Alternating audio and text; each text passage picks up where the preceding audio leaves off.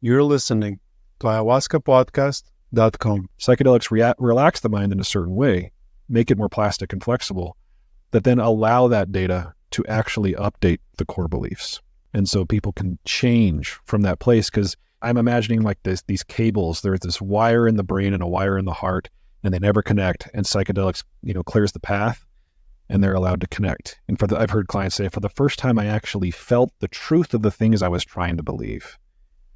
I remember I had a client who was struggling with an eating disorder, and under the influence of ketamine, they experienced for the first time an appreciation for their body, right? Where, up until that point, they had hated their body and was trying to starve it and shape it so that it would be acceptable.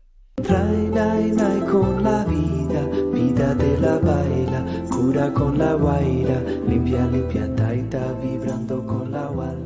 In this episode of ayahuascapodcast.com, I interview Steve Thayer. Steve Thayer is a clinical psychologist specializing in psychedelic-assisted therapy. He's a co-host of Psychedelic Therapy Frontiers podcast and the clinical director of the psychotherapy and training at Numinous. We touch upon topics of the therapeutic potential of ketamine, trauma, mental health, and psychedelics for veterans and first responders, psychedelic-assisted therapy versus traditional therapy, accelerating healing through psychedelic therapy, psychospiritual healing, differences between Western and indigenous approaches to psychedelics, and the importance of self-growth for facilitators. Enjoy this episode. This episode is sponsored by La Huayra Ayahuasca Retreat. At La Huayra, we combine affordability, accessibility, and authenticity. La Huayra, connect, heal, grow. Guys, I'm looking forward to hosting you. Hi guys, and welcome to Ayahuasca Podcast. As always, with you, the host, Sam Believ. Today, I'm having a conversation with Steve Thayer, PhD. He's a clinical psychologist specializing in psychedelic-assisted therapy, particularly using ketamine. After serving in the U.S. Air Force, he transitioned to working with psychedelics to treat conditions like PTSD and depression. He is the clinical director for psychotherapy and training at Numinous, and he also co-hosts the Psychedelic Therapy Frontiers podcast. Steve, welcome to the show. Thanks, Sam. Really appreciate you inviting me on. Yeah, it's a pleasure having you on, Steve. Before we kind of start going deep, tell us a little bit about how did you come, how did your life story bring you into mental health and then specifically psychedelics? Yeah. Well, as a young boy, I struggled with my own mental health, experienced depressed moods and was pretty anxious. In retrospect, I think I had a little bit of OCD. And so it got me really curious about the human mind, the human condition. Why was it that I was struggling in the ways that I was? Especially because I had a really actually pretty idyllic upbringing. Great parents, great family, great community. And so as I aged and got into, later in high school and into college, I got really interested in philosophy. And then my dad sort of teased me like, you're not going to make any money and be able to support a family as a philosophy major. And so I thought, well, why don't I get into psychology? That seemed like applied philosophy to me. So you got a bachelor's degree in psychology, had a knack for listening. I was deeply curious about others, and my own struggle had made me fairly compassionate about the struggle of others. So I thought, why don't I take all the things that I'm learning and really apply it and be helpful? So then I got into a clinical psychology PhD program and became a clinical psychologist. And then I joined the military. When I finished my training as a clinical psychologist, the capstone to that training is an internship or kind of like a doctor's residency. And I did mine with the military. And in order to do that, I had to join the military. So I came in as a commissioned officer and was in the military for 4 years. And in the military, I really got an appreciation for the ways in which people suffer, especially in response to combat trauma, but also a little disillusioned by what we could do to help these folks. I mean, we were using the kinds of therapies and treatments that were considered best practices based on the science, and we were being helpful, but I was just dissatisfied with how unhelpful we were also being. So when I got out of the military, I was really looking for what's the next frontier? What's the cutting edge? What's the tip of the spear? And that's when I discovered ketamine. I was fortunate enough, there was a local ketamine clinic where I ended up here in Utah. So I started working with them and had a few ketamine treatments myself because I was struggling with some depressed mood. And the first few treatments were a little underwhelming, to be honest. They were they were particularly effective for me. But then one really was what a lot of people describe as a psychedelic experience. You know, there's a little bit of a debate about whether or not ketamine should be included under that broad umbrella of psychedelic, but consciousness altering and mind manifesting for sure. And that really piqued my curiosity. So started really studying, read Michael Pollan's book, like many people, and which got me appraised on the history of psychedelics that I wasn't really familiar with. Long story short, I got to become part of a company called Novamind that was trying to be one of those, you know, bigger companies in the psychedelic medicine space, doing teaching, training for their therapists there on how to do ketamine-assisted therapy specifically, but also started to get involved in clinical trials. Novamind got acquired by the company that I'm now a part of, Numinous, and the mission is threefold. You know, we provide mental health care, full spectrum mental health care, including ketamine-assisted therapy. We teach and train other therapists on how to do psychedelic-assisted therapy through our certification program. We also continue to do psychedelic clinical trials. And, you know, our sites do a lot of clinical trials. I've gotten to do clinical trials on psilocybin for treatment-resistant depression and major depressive disorder. I've had the opportunity to work with LSD for generalized anxiety disorder. Ketamine, we've got studies on 5-MeO-DMT. We just started a study on an MDMA analog, so a drug similar to MDMA. We got one coming up potentially for NN-DMT, so just lots of really cool opportunities to work with the medicine. And then finally, I'll say I had some other experiences with other psychedelics that were transformative, and just really wanted to find a way to bring those experiences to people who are really struggling as a therapist and do more than I had been able to do for people in the past. Thank you, Steve. Thank you for sharing your story. The question that comes to me is, for example, me, myself, as previously an engineer in offshore oil and gas and now kind of running an ayahuasca retreat, it doesn't seem obvious, you know, the transition from military to now psychedelics. And in my own journey, I kind of observed, you know, synchronicities. And, you know, when it comes to making decisions, there seems to be a push. Have you ever noticed anything, let's say, some form of guidance, like in the way you became who you became? That's a really insightful question, Sam. Because, you know, I grew up in a religious framework. I was raised in the Church of Jesus Christ of Latter-day Saints, often called the Mormons. And as a young person, I was very spiritual, for lack of a better term. Like I was trying to find and follow the messages that I thought were coming from God. And then as a young adult, I left that religion, and that transition was very difficult for me because I felt rudderless. Like I didn't have wind in my sails. I didn't know exactly where to go. And like so many people who go through that transition, there was a period of time where I felt pretty nihilistic and pretty hopeless. But I started to play around with following intuition, right? The God within, the truth in my gut. And instead of outsourcing guidance to some deity who I had to guess what they wanted for me, trying to follow the intuition that I felt. Whereas, generally speaking, I'm a pretty cerebral guy. I try to solve problems and think my way through issues. I was trying to get in touch with what I felt inside.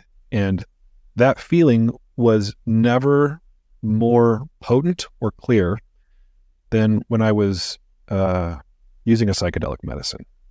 And the first time I experienced psilocybin, I was like, oh, this is mindfulness, right? This is connection to source, to spirit, to the universe, to God, whatever. And I don't have to understand it completely, right? That the divine is something that you can experience, but maybe never fully comprehend. And that's okay. So finding safety in ambiguity was something I thought I would never find. And psychedelics have helped me approach that safety. So, you know, in a roundabout way, I'm trying to answer your question by saying, I felt like by following my gut, I was guided. I just tried to follow my curiosity. And, you know, I growing up, I had never altered my consciousness at all, never consumed alcohol, never consumed coffee or tea, really never taken anything but Tylenol for physical pain. And then the first time I altered my consciousness is with psychedelics. So it was pretty profound, and I feel like I'm kind of thinking in real time. This great question is having me reflect. I think I was guided, and I don't know how else to describe that. I don't pretend to know exactly how it happened, but trying to get familiar with and follow my intuition was part of it for sure. Thank you, Steve. Yeah, it makes a lot of sense because it's really hard to explain. But there seems to be this kind of thing where like a lot of people almost like scooped from all kind of walks of life and just kind of their direction is being altered. I don't know. I don't really believe much in it myself. I'm still trying to make sense of it. But yeah, in my own journey, it's just so unpredictable. The way I ended up doing things I ended up doing, and yeah, the inner guidance and also just those synchronicities.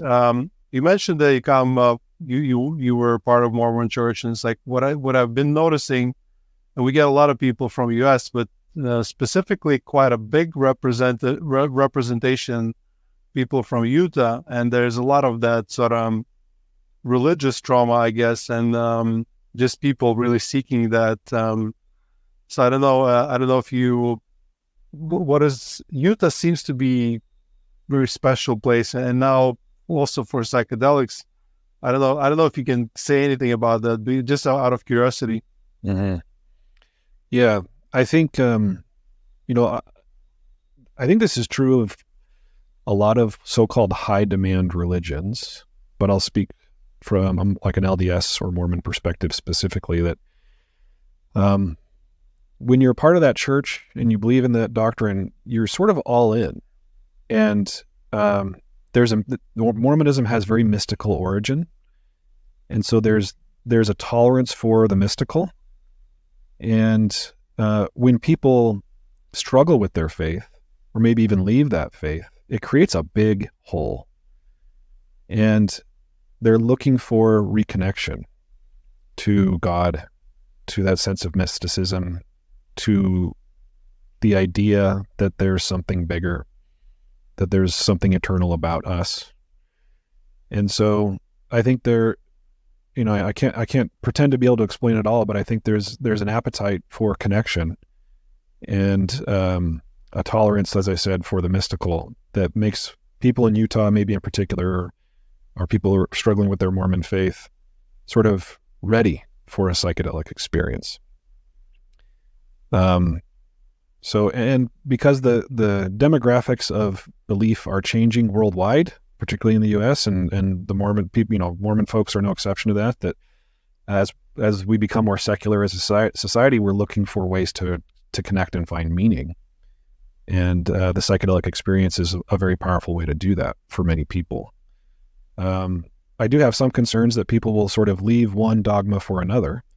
And I do see that sometimes. Some of my clients are, so-called psychedelic community refugees, where they really got wrapped up in a community that was using psychedelics, maybe being facilitated by somebody who didn't have the right intentions and whose ego was, at the front of the stage instead of being of service. And I've seen people really get hurt.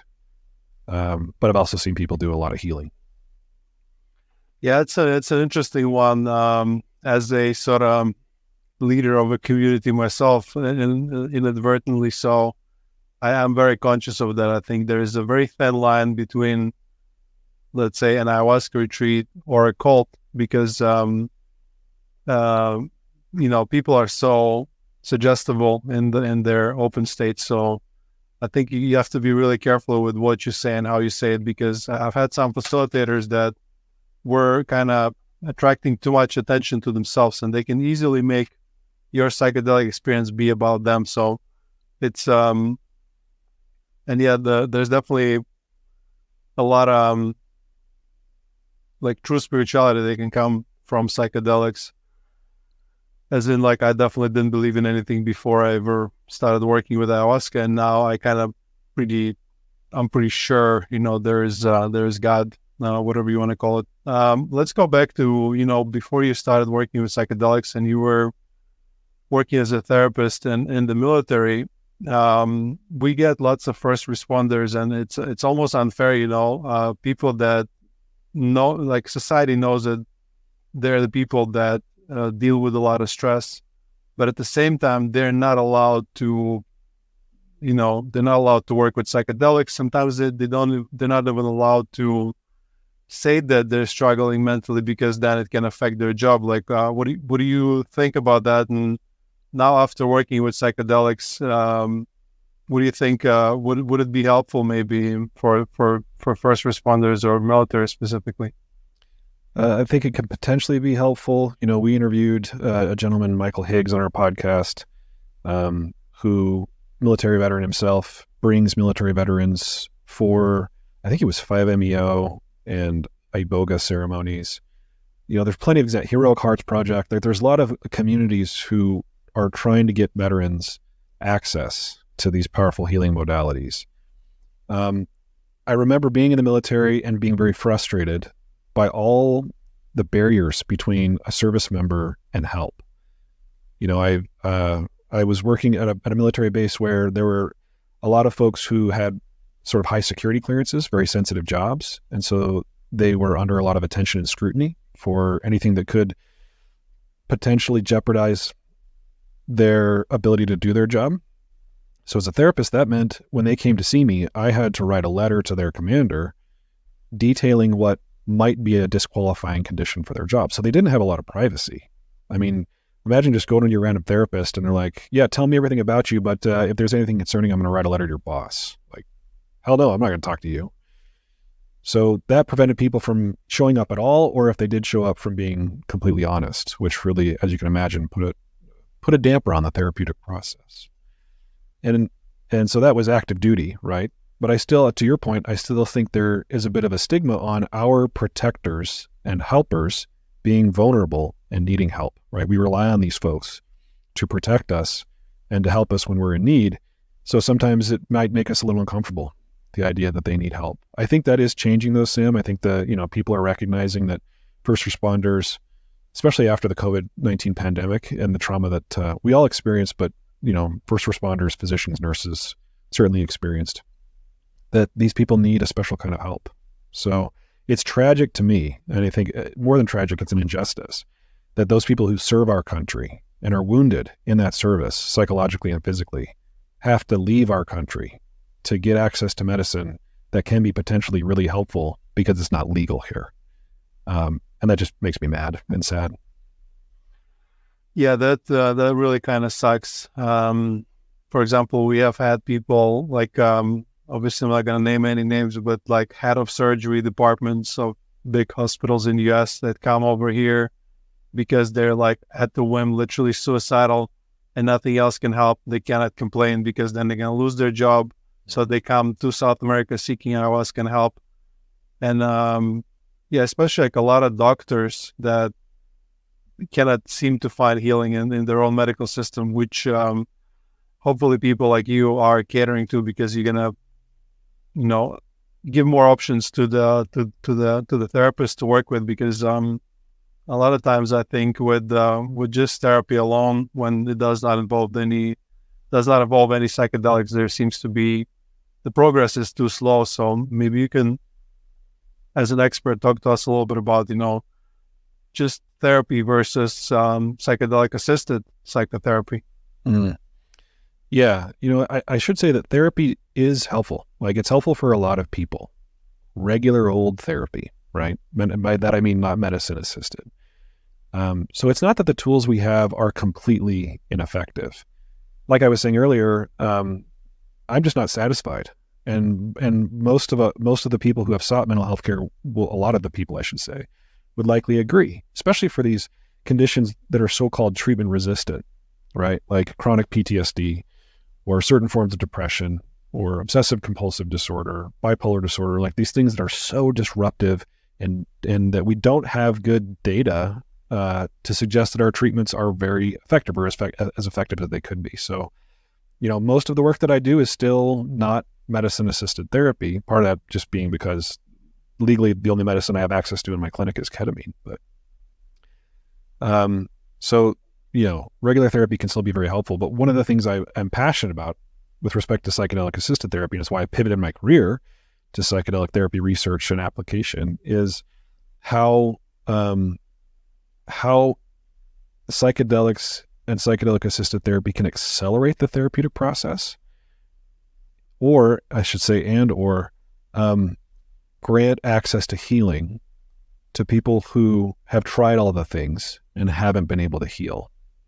Why that happens is an empirical question, maybe even a psychospiritual question that we're still investigating. We have some ideas, and you've interviewed some people on this podcast who have been able to articulate some of those reasons. But, one of the ways I like to think about it in the therapeutic context is that psychedelics seem to help the mind be a bit more flexible.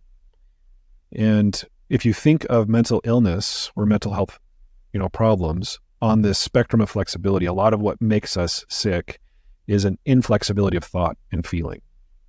I think I am a piece of garbage and nothing can convince me otherwise. Even though I have people in my life who love me, even though, if I were to interview the people around this person, they would say, definitely not a piece of garbage. In fact, I really care about him and love him. That data can't update the belief. And, Robin Carhart-Harris talks about the neurophysiology of this, but psychedelics relax the mind in a certain way, make it more plastic and flexible, that then allow that data to actually update the core beliefs. And so people can change from that place, because I'm imagining like these cables. There's this wire in the brain and a wire in the heart, and they never connect. And psychedelics, clears the path, and they're allowed to connect. And I've heard clients say, for the first time, I actually felt the truth of the things I was trying to believe. I remember I had a client who was struggling with an eating disorder, and under the influence of ketamine, they experienced for the first time an appreciation for their body, right? Where, up until that point, they had hated their body and was trying to starve it and shape it so that it would be acceptable. So it can accelerate, it can grant access to things. It can create psychological flexibility where up until that point, it has been very difficult to do so. Now, I will sort of caution people. Some people will think of psychedelics as sort of this panacea or this miracle cure. You've heard it described as therapy in a bottle, or chemical mindfulness, or, 10 years of therapy in a day. And certainly some people have that experience. I think it's more the exception than the rule. Psychedelics still require thorough preparation. Sometimes they make things very, very difficult before they make things better. For some folks, they make things a lot worse. And expert facilitation and guidance and thorough integration are also really important in order to make the best out of a psychedelic therapy experience. So there's a lot of info there in that answer, but hopefully that makes sense. That makes a lot of sense. And I appreciate the groundedness of kind of like explaining, that it is not that magic bullet. That's kind of my daily life when I get a new group of people coming and with all sorts of issues, and they want the solution right there, right now. Mm-hmm. And it's kind of, hard to bring those bad news that, it's actually psychedelics is just that door to this long corridor of healing. And yes, it can like really open it really hard, really quickly. And there's a lot of progress that will come from that, but you still need to walk the walk and do all the work required. Something you mentioned is like psycho-spiritual health, which is the word that I've been hearing a lot recently. And it's, I think as a society now, we're kind of accepting psychedelics, but still mostly from a very psychological point of view. And me as somebody who is, I think I would like to say, balanced in my approach of not going, too woo-woo, but also still working with an indigenous shaman and seeing the work they do, but then also kind of grounding myself in more, reasonable like studies and psychological kind of understanding. So where do you see, what do you see there in this, physical body, spiritual body, mental body? What is your view of spiritual healing now as a psychiatrist, but also somebody who experienced those feelings themselves? Yeah. I think psychology lost its soul a little bit along the way as it tried to become a legitimate science, quote unquote, legitimate science. And that isn't to say that the scientific method isn't super important and a really good method for trying to examine reality, right? And so I think it's still a really good thing for all the limitations acknowledged, for us to be trying to study psychedelic medicines, the phenomena that those medicines evoke in a human psyche, so that we can just try to figure out who these medicines might be good for. Are they safe? Are there ways to make them safer? Like, I think the science needs to continue. But if that is all we do, I think we are missing out on a lot of really important things. Because to be human is also to grapple with the unknowable, the grand mystery. And so when I say psychospiritual, that's kind of what I think and what I mean. Spiritual meaning, how do I create meaning and purpose in my life? Am I connected to something that feels bigger than me, whether that's community or God?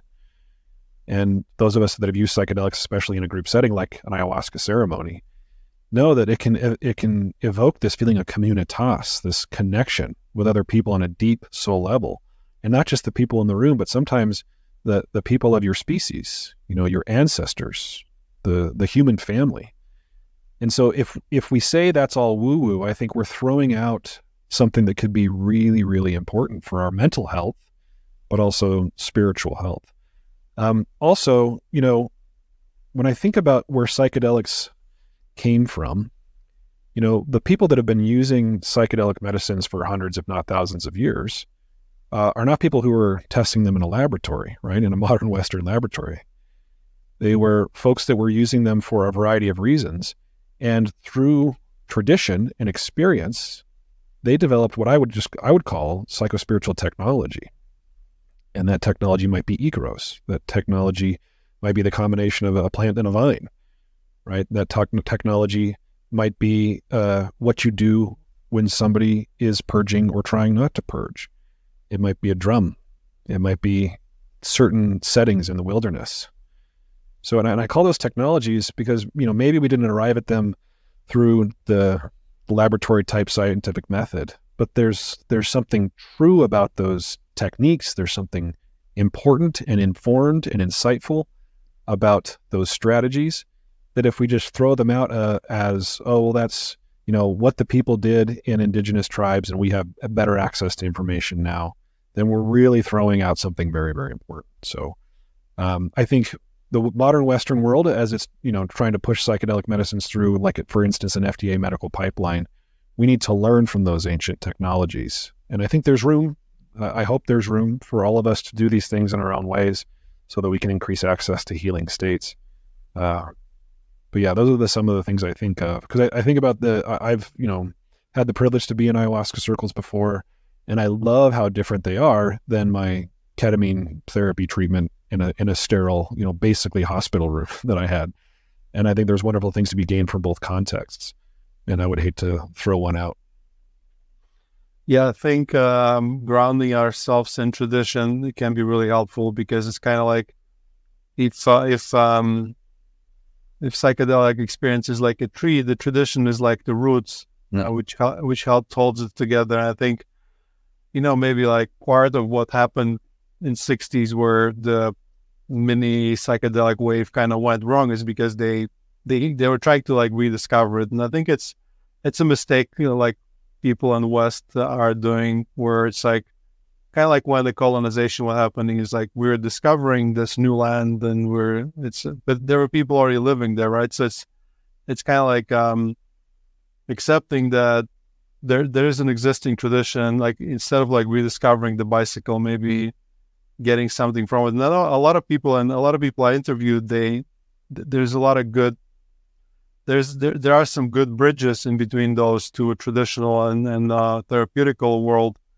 As just that whether people that fund those studies will actually allow that information exchange to happen, because obviously I understand there's a lot of interest in trying to patent the molecules and not working with existing stuff because for money motives, and that's kind of, we have to accept that that's the world we live in, and you got to kind of follow the rules. So it makes a lot of sense. I think as long as we do it slowly and responsibly, that's already better than the way it happened in the 60s. Do you have any opinion of like the previous, let's say, psychedelic waves that happened? Not strong opinions. I wouldn't describe myself as a psychedelic historian. I mean, I know what sort of the average person knows who's curious about this space. It does seem, just based on what I do know, that there was, there was a societal or maybe political backlash against what some people would say was a pretty cavalier use of psychedelics. Yes, there was, in the 50s and 60s, there was a lot of good science being done, but then there was this sort of cultural movement, often hung on the shoulders of people like Timothy Leary and Richard Alpert, aka Ram Dass, that spooked the normies, right? Spooked the muggles, if you want to use those terms. Like, these people don't want to participate in society. They want to tune in, turn on, and drop out, or something like that. Or, if you want to get really cynical, they don't want to submit to governmental rule and go to war for us. We got to do something about this. So, the people that have been trying to carry that psychedelic torch through the darkness and then light it up here in this modern psychedelic renaissance are trying to do it a different way, it seems. Let's do it in tandem with government. Let's do it in tandem with industry so that we can not spook these folks and make sure that we grant access, like I was saying before, to these powerful medicines to people who really need it. And I understand that compromises have to be made, and that sometimes you get bad actors who are trying to exploit a medicine simply for material gain, or, like you alluded to, there's the destructive nature of colonization and appropriation. So it's messy, but I wasn't alive in the 60s, but it seems less messy now than it was back then for a variety of factors. So it makes me a little hopeful about this so-called modern renaissance. But we don't know exactly what's going to happen. I mean, we did just see Lykos get denied for the FDA approval for MDMA-assisted therapy for PTSD, which shocked many of us, people who looked at that data and, the MAPS Lykos data, and thought it was going to be a sure thing. So it's still going to be a tricky challenge, I think, to get these medicines in front of as many people as might need them.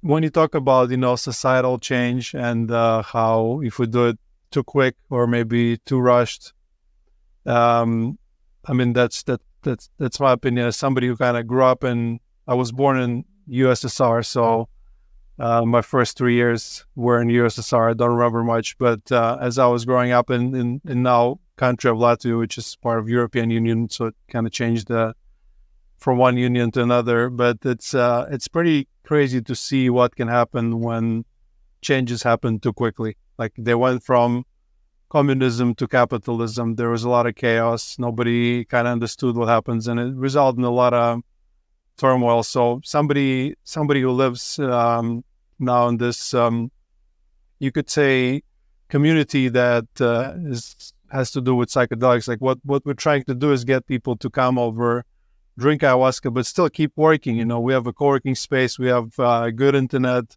most of the time.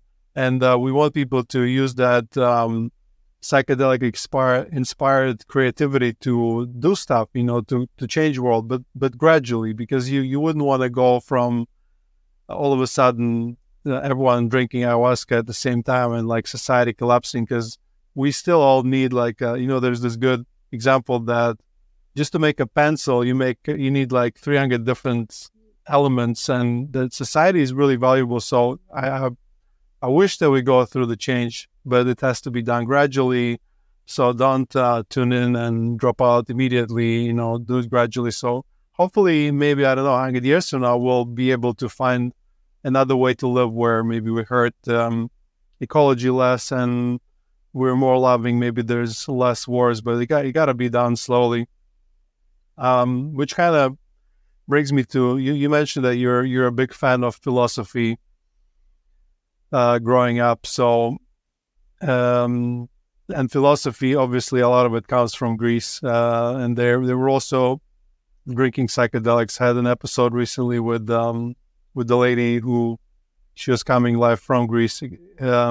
she's Greek herself, and she's exploring those traditions. So what do you think about that? Where's there this interlap between philosophy and psychedelics? And you, as somewhat a philosopher yourself, what have you learned maybe from psychedelics? Yeah, well, I don't know.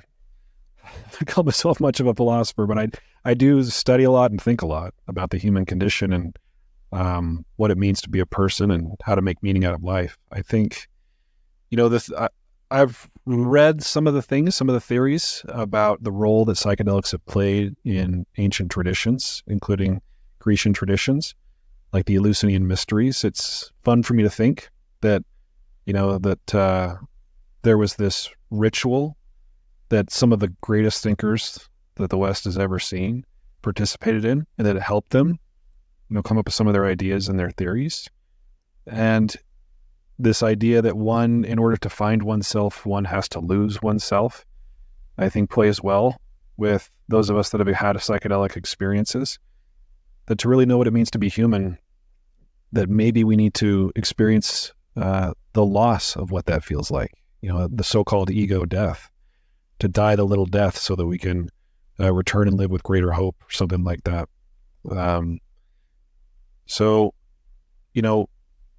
I thought I understood me. I thought I understood how the mind worked. And then I altered my mind in a profound way with a psychedelic substance and realized that I didn't really know much before. Not that psychedelics have now made me enlightened, far from it. But I think if we're trying to investigate realities that our current tools, empirical or otherwise, can't touch very well, then it makes sense to use different tools. And I don't know exactly what's going on metaphysically or physically when we're taking psychedelics. We have a little bit of info on the physical side now, with a lot of the cool neuroscience being done. But I can tell you what it feels like, and what a lot of my clients say it feels like. It feels like that, the brain is a receiver, and the channel has been changed, and you get access to a different reality that feels more real than the one you live in day to day. So to say that it's just a drug experience, I think, is a little short-sighted and naive. And so from a philosophical perspective, when we're investigating the big questions, why are we here? Where are we going afterward, if anywhere? What does it mean to live a virtuous life? How should we relate to one another? Then psychedelics can, as the term implies, manifest what is in the mind in a way that is novel and interesting. So I have found psychedelics, of course, in a psychotherapeutic context to be incredibly helpful, but in an existential meaning-making, like we talked about before, spiritual, but even philosophical context, a powerful tool for investigating those perhaps ultimately unanswerable questions. Yeah, as you say, powerful tool. It's kind of, I think Stan Grof said it, that psychedelics are for the mind what the telescope was for the astronomy, if I'm not mistaken. So it's like, yeah, of course, if you never had a telescope, you look at the star, you kind of know where your stars are, but then obviously with a telescope, you can see so much more. So it's kind of knowing that you don't know is already a good step to kind of getting into the bigger box. Interesting when you said, we're talking about the perspective changing, like changing the channel. I remember after one of the ayahuasca experiences where with my eyes open, I could see visions of like altered reality and flows of energy and stuff like that. So I had a thought, maybe an experiment, and you perform studies, so maybe it can be an idea for you. My question was, on a strong psychedelic experience, when you have when your psychedelic visions are intertwined with the reality, and it almost feels like you see what you normally are not able to perceive. It's kind of like enhanced vision. My question would be, if you would have a strong psychedelic experience in a VR goggles, would you be still, would the reality still be altered? And then if it wouldn't be, then it would be a good way to prove that what you're seeing actually exists. It's just you don't have the ability to see it. But I don't know if it makes any sense. Yeah, that'd be a fun study to run. I think I'm not a neuroscientist, but from the little bit of neurophysiology that I know with respect to psychedelics, I think certain psychedelics, they create this phenomenon known as synesthesia, where this combination synthesis between senses. So people will see sounds and they'll hear colors. And there's interesting activation in the regions of the brain involved with sight And then in combination with the synesthetic effect and the neuroplasticity that it causes, that maybe is a neurological explanation for why people see visions. And I imagine that if that's the case, it would still be present with VR goggles on. But I also, just when I'm having fun thinking about this, I like to think, there are light spectrums that the human eye can't pick up on, but it doesn't mean that they aren't there, like ultraviolet light, for example. Or our hearts and other organ systems give off an electromagnetic field that we aren't necessarily conscious of, but we feel certain ways in the presence of other people. And it might be as subtle, micro expressions and things like that, but it might be their scent. It might be the electromagnetic field that they're giving off. And there are people that seem to have extrasensory perception and an intuition that is unexplainable.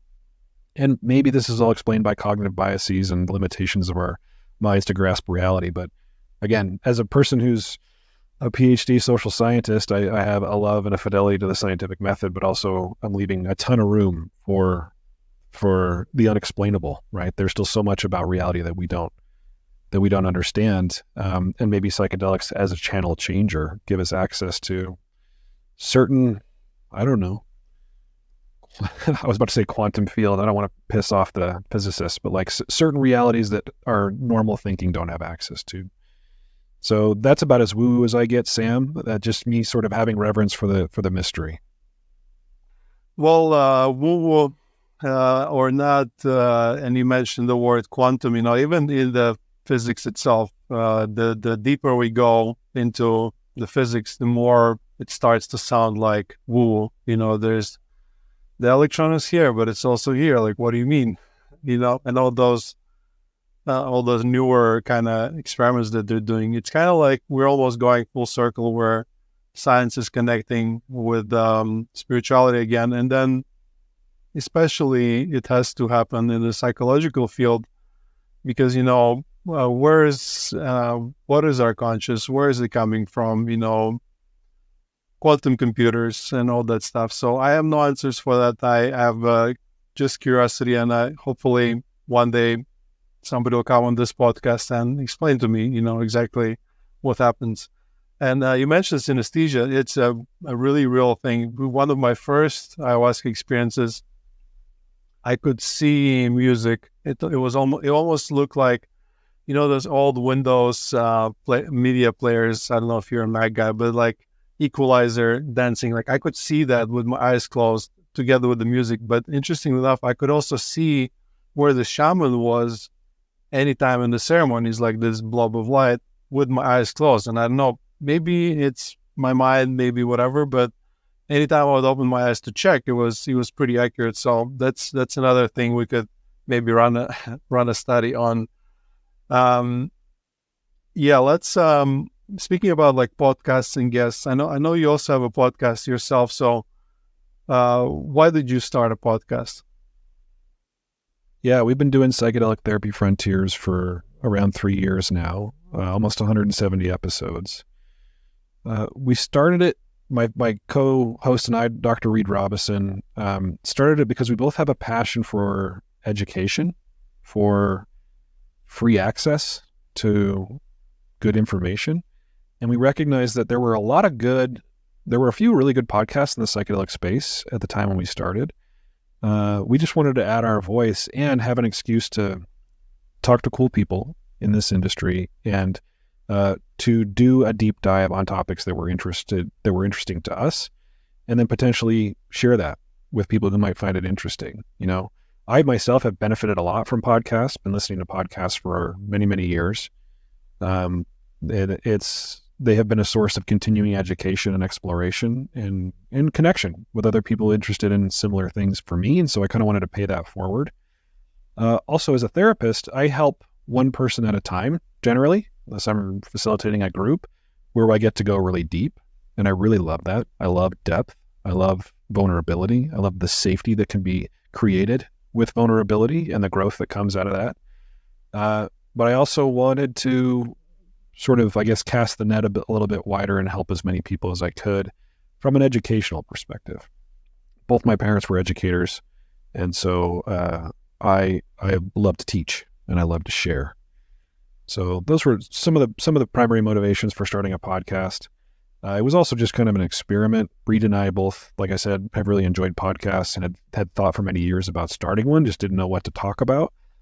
And here I was having developing my, pivoting my career towards psychedelics and teaching other therapists at the time about ketamine-assisted therapy. And I wanted an excuse to develop even further. And as many people who are listening know, that to teach something is to learn it on a different level. So those are some of our primary motives. And we've gotten to talk to some really cool, really interesting people. The majority of our episodes are just me and Reed having a conversation about a mental health topic, typically psychedelic related, but not always. But yeah, we've had the honor to interview some really fun folks. Yeah, podcasts is a great way to meet cool people. Like, I would probably not otherwise be talking to you right now. And I've checked your podcast out as well. I really liked your episode on ayahuasca. I think it was really informed one with a lot of facts and like scientific knowledge. So it's a really good one for those who are listening. Definitely go check it out. Psychedelic Frontiers podcast, right? Psychedelic Therapy Frontiers, yeah. Psychedelic Therapy Frontiers. Check out the episode on the ayahuasca. Speaking of your podcast, like out of the guests that you had, I know you it's a lot of just you talking to Reed, but also what's the most I don't know, like memorable guest you had? We've had a lot of memorable ones. The interview with Chris Beisch, the author of LSD and the Mind of the Universe, was really, really cool. I mean, I read his book and it struck me on a deep level. Here was this, professor, philosopher who over the course of decades did 70 plus high dose LSD journeys facilitated by his wife in a very systematic way. And it was like he was taking a core sample of the universe. This guy just had the most amazing insights and suffering. Like he just went through these really difficult experiences to glean these insights. And so that one was really fascinating. The one with Richard Schwartz, the pioneer behind internal family systems therapy, or IFS, was a delight. Reed and I both enjoy that particular therapeutic modality, internal family systems, and find that it pairs well with psychedelics. We got to interview Rick Doblin. It was before the FDA ruling, and Rick's an inspiring character, a maverick, just tireless in his efforts to bring psychedelics, MDMA in particular, to the masses. We got to interview Gul Dolan, who's a researcher that's done some of the more fascinating research on psychedelics and neuroplasticity. And from her, we get this idea around critical windows, that where psychedelics sort of reopen these learning windows neurologically that tend to close as we develop, and that might be potentially one of the explanations for why they can help people change where other things haven't been able to. Yeah, those are the ones that float to the top of my mind. We've been able to talk to so many cool people. What's that guy? DMT, the spirit molecule. That's funny that I'm forgetting his name. He was on Joe Rogan and stuff. I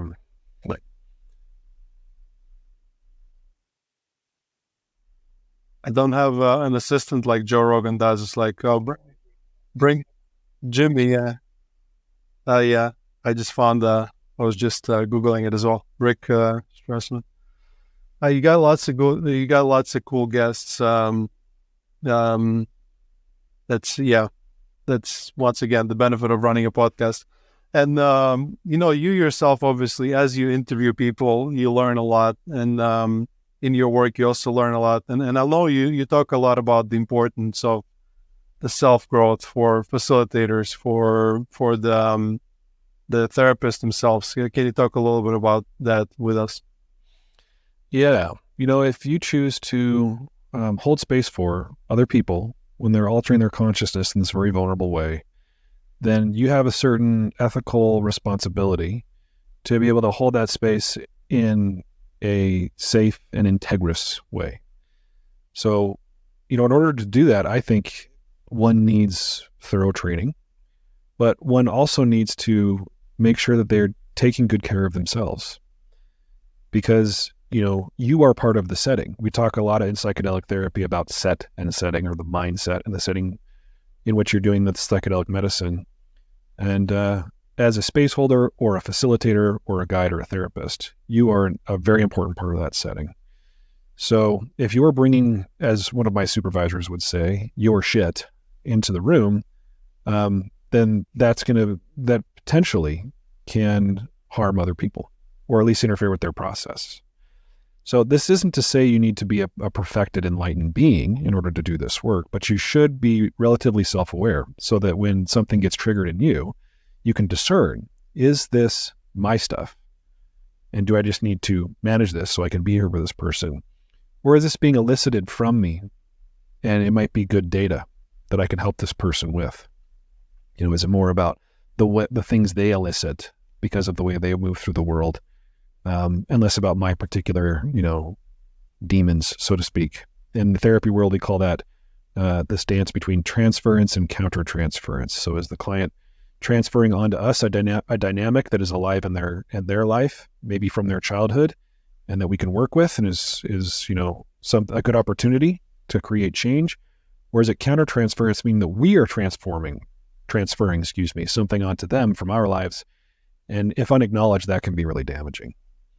So those are some reasons why it's important to do self-development work. I think also, when we teach, when I've taught psychedelic-assisted therapy to others, inevitably the question comes up, should guides, therapists, facilitators have experience with the medicine that they're working with? The general consensus from the people that I've talked to is it makes sense, right? Although, and this might be a controversial take, I don't think for some medicines, it's absolutely necessary in order to hold safe space at the very least that you have that experience. I think it's tremendously helpful. I like to think of it in terms of like a wilderness survival guide. If I'm going into the wilderness with a survival guide, I would like to know that survival guide has been in that wilderness, but if they haven't, I want to at least know they've been in a wilderness and they've had a chance to practice their wilderness survival skills to the level that they are an expert. I recently read this book called The Lion Tracker's Guide to Life by Boyd Vardy. And in there he talks about, learning how to track in Africa, how to track lions, and his teacher saying when they lost the lion's track, he's asking him, well, what do we do? We've lost the track. And his teacher says something like, well, I don't know where we're going, but I know exactly how to get there. And I think that's a great metaphor for facilitating or helping other people through psychedelic experience. Because just because you've had a particular experience doesn't mean they're going to have that same experience. I think young facilitators or inexperienced facilitators are in danger of making that assumption. Like, oh, I've done ayahuasca. I know what you're experiencing. The hell you do. Like you might know what it's like to, be in distress or to, communicate with entities, et cetera, but you don't know what it's like for them. So you don't know where they're going. But if you have good facilitation skills, good therapy skills, you might know how to get there, meaning I'm going to provide safety and support. I'm going to, depending on the kind of therapy you're doing, I'm going to direct them inward. I'm going to remind them to breathe, those kinds of things. So important to do your own work and important to get good training too. Yeah, that's very true. As somebody who, I kind of stopped counting, but probably around 100 ceremonies of ayahuasca, and never having same experience twice, I can truly attest to the fact that the moment you feel like it is the moment they're probably going to have a very difficult experience, and it will be shown to you that you only know that you don't know. But on the opposite spectrum of this, what would you tell someone who's they did all the necessary training and they're trying to work in the psychedelic field, but it is a new field. So even there's not this legacy 200-year university program you can attend, and a lot of people have to choose whether they ground themselves in a indigenous tradition or in more traditional psychology training. And let's say somebody's working in that field and they might be feeling imposter syndrome. What is your opinion on that? Yeah, imposter syndrome or imposter feelings, they can be good data, meaning that, maybe we don't want to totally dismiss those feelings as they come up. because they might be indicative of, I don't feel as confident as I would like to feel. Maybe I need more training. Maybe I need more experience. But certainly we've known people, or maybe experienced ourselves, in situations where we do have a lot of experience and we do have a lot of training, yet we still feel like an imposter. So at some point, moving forward with that fear on board is indicated, right? It's not that the first time after getting thoroughly trained, I facilitated like a ketamine-assisted therapy experience, I was 100% confident. But I was confident enough and had the support of my community of practice and my teachers and my supervisors that I felt okay about moving forward, even though I was feeling a little afraid and not 100% confident. So, yes, sometimes imposter syndrome is good data, and it implies that we need to get more training and support. And then sometimes it's one of those stories, right? One of those stories coming from a part of our psyche that doesn't want us to fail, and that would never be satisfied no matter how much preparation we do, or is afraid of being judged, et cetera, et cetera. But I think having a community of practice is really important. Getting support, accountability, supervision, education. And because, as you know, a lot of people who do this work, they're doing it in the so-called underground because it's not legal, some of these medicines. And that can be a really isolating place because they feel they have to be clandestine so they don't get in trouble. They got to remain private. And then it's hard to get the kind of support that I get to enjoy working in a clinic, working with colleagues, doing the podcast, interacting with folks like you, doing ketamine-assisted therapy. So community of practice is important too. Yeah, I would choose a facilitator with imposter syndrome over anyone, over I had ayahuasca once and now I'm a shaman kind of person any day. So there's like those two extreme, and it's kind of would be nice to find the balance. But I can imagine as a head of training in Numinous, you interact with a lot of people that are on the path to become facilitators. And so how does it make you feel that potentially, you're being a part of creating this population of people that will then interact with more people, kind of creating that chain effect? And also, like, what would your message be to somebody who, let's say somebody who is has a psychology background and they want to switch to doing more psychedelics in their practice? Yeah. So, I'm very humbled by the idea that I would have an influence in somebody that's trying to learn these skills. It's humbling also in the sense that I take it really seriously, right? It's a responsibility. If people listen to my podcast and they think of me as some kind of authority, A, that intimidates the hell out of me because I have my own version of imposter syndrome. And B, it inspires me, right? It inspires me to make sure that the information I'm giving is well thought out, well researched, in context. So it's an honor to be able to teach other people, and it's also why I do it. I really hope that in my own limited way, I can help people pay attention to the things that are important, and in their efforts to work with psychedelics in whatever capacity they work with them. The things that I've noticed are important. The things that I've learned are important from people with more experience than me. Inevitably, I'll make mistakes. I'm trying to make compassionate space for those mistakes. But for people who are interested and they want to get involved, there are a couple places I like to point people. Certainly, the training program that we do at Numinous, I'm a little bit biased toward because I'm the lead instructor for Numinous, but we have an entire education pathway where people can take a variety of courses, all designed to help them feel prepared to work with psychedelic medicine. And then there are other communities like Psychedelic Grad is one I like to point people to. It's an online community, and if you just Google Psychedelic Grad, you'll find it for people who are students or people who are interested in getting involved professionally in psychedelics. A lot of great resources in a community there where you can, share notes and interact. there are some, I'm not, off the top of my head, I couldn't list them, but there are some programs now that are, where you can get training in psychotherapy, and there's also a psychedelic component. I think those types of organizations are going to be, or training programs are going to be more available as the research progresses. Certainly, if MDMA or psilocybin gets FDA approved as a medicine, we're going to need a lot of good, well-trained professionals. So I think programs will pop up. But go out there and get training, and don't be alone, right? You got podcasts like yours. There are a lot of really great training programs, like the one at Psychedelics Today. The Vital program is really good. Third Wave, Paul Austin's organization, has a lot of good education, training, and community.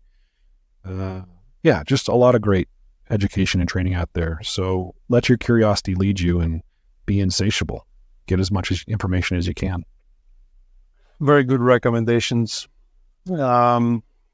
Steve, it was a pleasure having you on the podcast. I think it's time for us to wrap up. So anything else you might want to tell to the audience, and then where can they find you, or where can they learn more about you?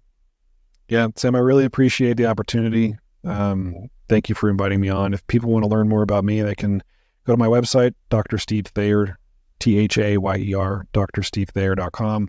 For better or worse, I'm on Instagram. I don't post a whole lot these days, but you can find me on Instagram. I tend to put clips from the podcast on there. Of course, please listen to the podcast if you're interested in mental health generally and psychedelic-assisted therapy specifically. That's Psychedelic Therapy Frontiers on all podcast platforms and on YouTube.